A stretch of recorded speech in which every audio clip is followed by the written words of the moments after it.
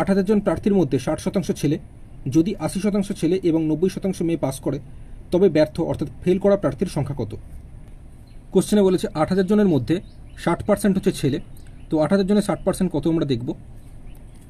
Percent থাকলে শেষের দিক থেকে দুটো শূন্য বাদ দেবে, বাদ দিলে এখানে 80 গুণ 60 করলে 4,800 জন হচ্ছে। তাহলে এখন মেয়ে হয়ে যাবে 8,000 জনের 40%, অথবা 8,000 থেকে 4,800 জন বিয়োগ করলে 3,200 জন হয়ে যাবে মেয়ে। এবার কোশ্চেনে এই 4,800 জন ছেলের মধ্যে 80% ছেলে বলেছে পাস করে, তো আমাদের ফেল করা ছেলের সংখ্যা বের করতে হবে, যেহেতু ব্যর্থ বলেছে। তো সেক্ষেত্রে 80% ছেলে যদি পাস করে তাহলে ফেল করেছে কতজন? 20%। এবার 4,800 জনের 20% কত হবে? আমি বলেছি পার্সেন্ট থাকলে শেষের দিক থেকে দুটো শূন্য বাদ দেবে, সেক্ষেত্রে 48 সাথে 20 গুণ করলে 960 জন ছেলে ব্যর্থ।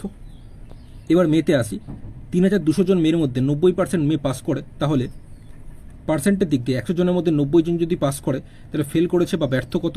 100 থেকে 90 বিয়োগ করলে 10, মানে 10% মেয়ে ব্যর্থ। তাহলে এই টোটাল 3,200 জন মেয়ের মধ্যে 10% ব্যর্থ হয়েছে। তো 3,200 জনের 10% বের করতে হলে পার্সেন্ট থাকলে শেষের দুটো শূন্য বাদ দিতে হয়, 32 10 গুণ করলে 320 জন মেয়ে ব্যর্থ। তাহলে ছেলে ও মেয়ে মিলিয়ে মোট ব্যর্থ প্রার্থীর সংখ্যা 960-এর সাথে 320 যোগ করলে 1,280 জন। তো এই 1,280 জন আছে অপশান ডিতে, তাই অপশান ডি হয়ে যাবে সঠিক উত্তর। একজন পুলিশ একটি চোরকে তাড়াতে শুরু করে, যে সময় চোরটি 5 ধাপ যায় পুলিশ সেই সময় 6 ধাপ অতিক্রম করে, আবার পুলিশের 3 ধাপ চোরের 6 ধাপের সমান, তাহলে পুলিশ ও চোরের গতির অনুপাত কত? তো এই ধরনের কোশ্চেন পরীক্ষায় আসে। এই কোশ্চেনটিতে পুলিশ এবং চোর দিয়ে আছে, তবে পরীক্ষায় কুকুর বিড়াল বা অন্য কোনো কিছুতেও থাকতে পারে, কিন্তু আমরা একই নিয়মে করব, ঠিক আছে। কোশ্চেনে বলেছে যে সময় চোরটি 5 ধাপ যায় পুলিশ সেই সময় 6 ধাপ অতিক্রম করে, ঠিক আছে। এরপরে কোশ্চেনে বলেছে আবার পুলিশের 3 ধাপ চোরের 6 ধাপের সমান।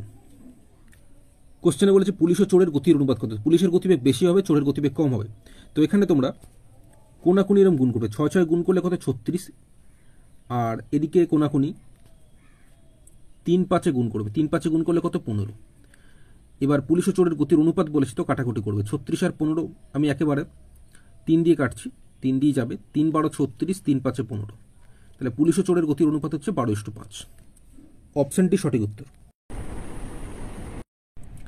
এক ব্যক্তি ধার্য মূল্যের উপর 15% ছাড় দিয়ে কোনো দ্রব্য বিক্রয় করে 19% লাভ করে, যদি কোনো ছাড় না দিত তার কত শতাংশ লাভ হতো? কোশ্চেন এখানে বলেছে দ্রব্যটি বিক্রয় করে 19% লাভ করে, এর মানে হচ্ছে দ্রব্যটির ক্রয় মূল্য যদি 100 টাকা হয়, এর উপর 19 টাকা লাভ করলে বিক্রয় মূল্য হয়ে যাবে 100 সাথে 19 যোগ করলে 119 টাকা। তো বিক্রয় মূল্য দুটো ক্ষেত্রে হয়, একটা হচ্ছে ক্রয় মূল্যের উপর, যেটা আমরা এই বিক্রয় মূল্যটা 119 টাকা পেলাম, আরেকটা বিক্রয় মূল্য হয় ধার্য মূল্যের উপর, যেটা কোশ্চেনে বলেছে দেখো ধার্য মূল্যের উপর 15% ছাড় দিয়ে একটা বিক্রয় মূল্য আমরা পাবো। 15% ছাড় মানে 100 থেকে 15 বিয়োগ মানে 85/100। তো এইভাবে একটা বিক্রয় মূল্য পাচ্ছি যেটা ধার্য মূল্যের উপর, আরেকটা বিক্রয় মূল্য আমরা ক্রয় মূল্যের উপর পেয়েছিলাম 119, সেটাকে আমরা সমান দিয়ে লিখতে পারি। মাঝখানে সমান থেকে উপর উপর আমরা কাটতে পারি, সেই হিসেবে 17 দিয়ে কেটেছি, 17 5 85, 17 সাথে 119, উপর নিচ কেটেছি 5 20 100। তাহলে ধার্য মূল্য সমান 20 সাথে 7 গুণ করলে কোনাকুনি 140। কোশ্চেনে জিজ্ঞেস করেছে যদি কোনো ছাড় না দিত, অর্থাৎ এই যে ধার্য মূল্য 140, এই 140 টাকাতেই যদি বিক্রি করা হতো তাহলে কত লাভ হতো, ঠিক আছে। কত শতাংশ মানে ক্রয় মূল্য যদি 100 টাকা হয়, সেক্ষেত্রে এই 140 টাকা যদি বিক্রি করি কোনো ছাড় না দিয়ে, তাহলে লাভ হয়ে যাবে 140 থেকে 100 বিয়োগ করে 40, মানে 40%, অর্থাৎ 100 টাকায় কিনে 40 টাকা লাভ। অপশন বি 40 হয়ে যাবে সঠিক উত্তর। মেয়ে এবং ছেলেদের মধ্যে নির্বাচনে ভোট দেওয়ার অনুপাত হলো 2:3। যদি 10 জন মেয়ে এবং 5 জন ছেলে আরও ভোট দিত তবে অনুপাত হতো 3:4। তবে মোট ভোট দাতা ছাত্রছাত্রীর সংখ্যা কত হবে? 4টে অপশন দেওয়া আছে, কোনটা সঠিক উত্তর আমরা দেখব। কোশ্চেনে মেয়ে এবং ছেলেদের মধ্যে নির্বাচনে ভোট দেওয়ার অনুপাত বলেছে 2:3। 2:3 মানে 2/3। তো এখান থেকে আমি ধরে নিলাম যে মেয়েদের সংখ্যা হয়ে যাবে 2x এই অনুপাত থেকে, আর ছেলেদের সংখ্যা এই অনুপাতে 3 থেকে আমি ধরে নিলাম 3x। তাহলে মোট ভোট দাতা ছাত্রছাত্রীর সংখ্যা হবে 2x এর সাথে 3x যোগ করলে 5x। তো এই x এর মান যখন আমরা জেনে যাব, মানটা বসালে 5 এর সাথে সেই সংখ্যাটা গুণ করলেই মোট ভোট দাতা ছাত্রছাত্রীর সংখ্যা সঠিকভাবে কত আমরা পেয়ে যাব, ঠিক আছে। তো যাই হোক, এরপর কোশ্চেনে বলেছে যদি 10 জন মেয়ে, মানে 2x জন মেয়ে ছিল, এরপর 10 জন মেয়ে যদি যোগ হয় তাহলে মেয়েদের সংখ্যা কত হবে? 2x + 10।